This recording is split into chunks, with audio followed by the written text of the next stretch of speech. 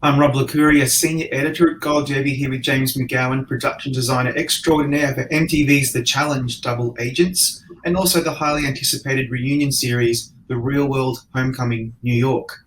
James, first of all, with The Challenge Double Agents, that has been going for such a long time, many seasons on MTV. And it begs the question, given that I don't know if you've worked on every single episode of every single series, but you've obviously worked on this show for some time. How do you keep the show fresh and as innovative as possible? Yeah, I've worked on it since, I've been doing the kind of whole show since Namibia was my first one. So I've done Namibia, Thailand, Iceland. I don't know, the themes, I think there was quite a long period of the show before I came on where the themes weren't so specific and fleshed out, and it was a bit looser, like, you know, cool house, blah blah blah. But I think since I came on, they were pushing for like a more fleshed out thing, and that's kind of led the way. Like in Namibia, we did a very like deserty Mad Max thing, and then in Iceland and then in Thailand it was kind of jungle, embassy, all of that stuff. And then in Iceland, we wanted to add a lot more technology. So then we were just led just by the technology and making things look very clean. So it really comes from, it evolves when we start the prep and we start drawing and stuff. Like we just sort of like go with it, really. Yeah. You know, what's really fascinating is, to me, it feels like the show keeps upping the ante. A lot of shows do that because... It's so true. It's the thing. It's like, God, we always try and go bigger, and on the show we always like the bigger the better. So like every year that Iceland set, that upside down pyramid wedged into that crater was like 90 feet across and like 20 feet high, and it's terrifying because every year it is a panic that we're just going to do something lackluster and just not quite as good as the year before. So the pressure's on.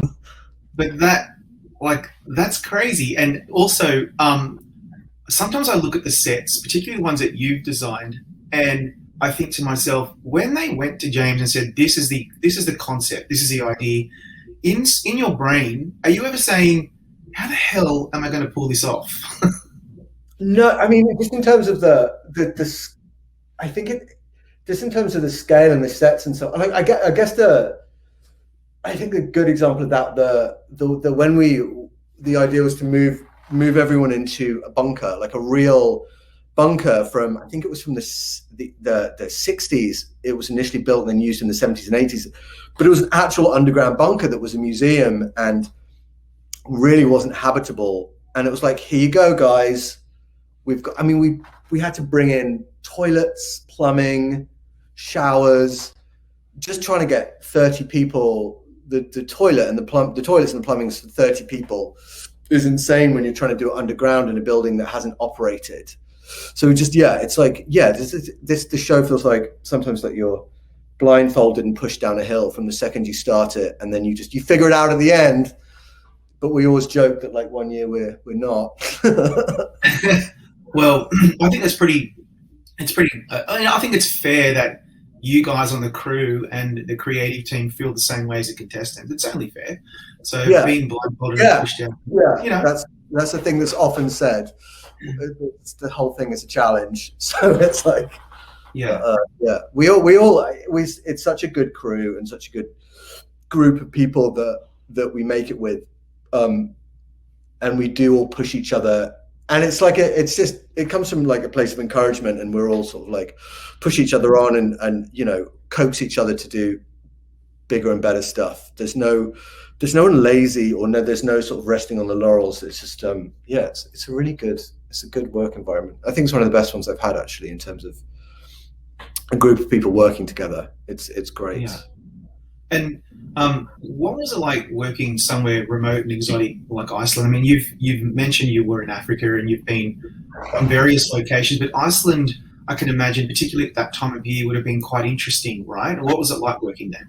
It's gorgeous. It's like, and I think that especially the segment team when they were scouting locations, it's like a lot of the places we've gone never it, you know, you like in Thailand, we ended up for the elimination, we pulled in trees, or we had to like build a jungle around the site that we were shooting in. But Iceland was like, it was such a rich place. It's like, you know, we want to shoot this with a volcano in the background and a waterfall pouring vertically from it, and then a glacier, and it's like, you got it. You know what I mean? Like everything was just like, it's like, I always describe it as like, it's like, it feels like you're on Earth that took on a different tangent. You know, it's like, the land is just such a special place, and it feels like nowhere else I've been. Yeah, it's constant inspiration. And a lot of we found out we were shooting there way before, you know, any of the drawings started, which isn't always the case, you know. So I think that led a lot of a lot of the material use and style and design for the show came from the actual place. All of the dark rock and the volcanic stuff, it was such a inspiration. I want to go back. I mean, I really want to go back as soon as possible. And then coupled with that, you know, this was done during the pandemic, right? So were there any particular challenges in having to mount such a massive production there? So many. No, I mean, it's been like that. I think every show I've done for the last year, and yeah, it's been that way. I think Iceland's such an organized country, you know, and they kind of had it really under wraps in terms of the numbers of cases, but we still have to, as a show, have to operate as if we're in the worst peak of any country ever. So we have a real bubble system where, you know, it kind of felt like being in The Handmaid's Tale in the crew hotel, because everyone has like masks and like everyone nods and you can't see anyone's faces, and you have your swab up your nose before breakfast. Like, it's just like a weird, and you know, you can do that in LA when you're shooting at home and you get to go home and be normal in the evenings. But like when you're living it, and like you can't go out of your room without a mask, or you can't have breakfast without like sitting in these weird configurations with distance between each other. It's like you're living in this weird like dystopian nightmare. But it's funny like how quickly you get used to it, you know.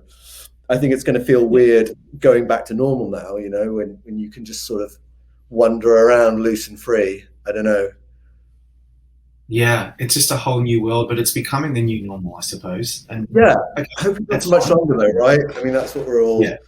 Hopefully, that's I just came back. Yeah, we just got back from shooting this season of the Challenge in Europe, and it was the same thing. It's just like everyone's like, "Is this going to be the last one? How many more are we gonna? Is it going to be one more that we live like this, or is it going to be? Is this the last one?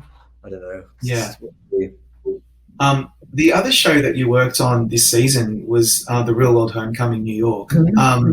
That has a lot of a special interest for a lot of people, because many of us started watching reality TV with the original Real World, like 30 years ago. Like, I can't believe it's been that long. And just for people who aren't aware, this new show, it's a limited series that reunites that cast to live in the same loft. So I'm just wondering, I was thinking, what did you have to do with the production design and set to, were you matching it from before? Did you upgrade it in significant ways? What was going on there? We first of all, the people that own it kind of had done quite a lot of updates and rebuilt a lot of the structure of the inside. So there was no way we could ever replicate it 100%. And, you know, the funny thing is that we went, during the design process, we kind of went back and forwards a bit. I think at the beginning there was a feeling that we didn't want to stick too close to the original. We wanted to have nods, but we were aware that there'd be a new audience watching it, and we didn't want to. And then we started kind of flirting with like putting some things in, and then we were just like, let's try and make it as close as possible, you know. So the things we had to update, like in the original, they literally had like mattresses on the floor and like drapes stuck on the walls. And as the cast were a little bit older, we didn't want to put them through that. So we did up it a little bit in terms of just like the logistics of living. But we ended up staying quite close, especially in colors and textures and shapes and stuff. We didn't, but you know, that's that. We didn't, it's funny, everyone was like, oh, we should match exactly like the thing, and it should feel like a real thing. But then when we look through the footage, like things have just come so far since then. So we were just like, there were things that we definitely had to veer away from. Yeah. Finally, with that show, what I found most compelling is that how it contemplates how our culture has changed over the years and how reality TV has morphed and evolved. Did that dynamic at all inform what you were doing on the production design? Not really. I guess not really. It just happens all so quickly. You never really have I guess you kind of contemplate those things afterwards, but like during it, it's such a race to the finish line that you just trying to get it all done in time, really. Yeah, and hoping for the best. Well, look, it looks like that it turned out pretty well, James. Congrats on 2 really successful seasons, and thanks so much for joining us today. We'll bring you back shortly, okay, for our panel discussion.